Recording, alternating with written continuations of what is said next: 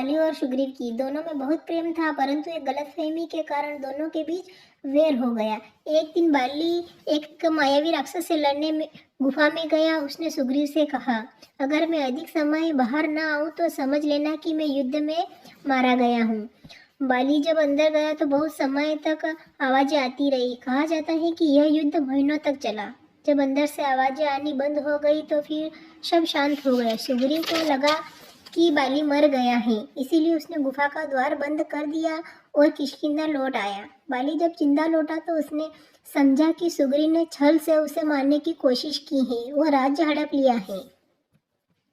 बाली ने किष्किंधा पहुंचकर सुग्रीव को राज्य से निकाल दिया। सुग्रीव अपने प्राणों की रक्षा के लिए ऋषिमुख पर्वत पर चला गया, जहां बाली नहीं आ सकता था, क्योंकि बाली को मतंग ऋषि ने क्रोधित होकर श्राप दिया था कि अगर तू ऋषिमुख पर्वत के पास आया तो तेरी मृत्यु निश्चित ही हो जाएगी।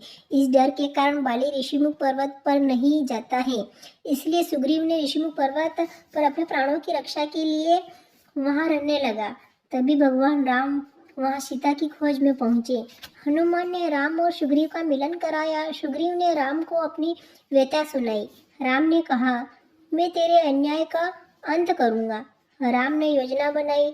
सुग्रीव ने बाली को युद्ध के लिए ललकारा। जैसे बाली लड़ने आया, राम ने दूर से एक बाण चलाकर बाली का वध कर दिया। मरते समय बाली ने कहा, हे राम, आपने मुझे छिपकर क्यों मारा? राम बोले, हे बाली, तुमने अपने भाई की पत्नी को अपने अधिकार में रखा, यह अधर्म था। मैं धर्म की रक्षा के लिए आया हूँ। बाली ने अपनी भूल स्वीकार की और पुत्र अंगद को राम की सेवा में सौंप दिया। बाली ने भगवान का नाम लेते हुए अपने देह का त्याग कर दिया।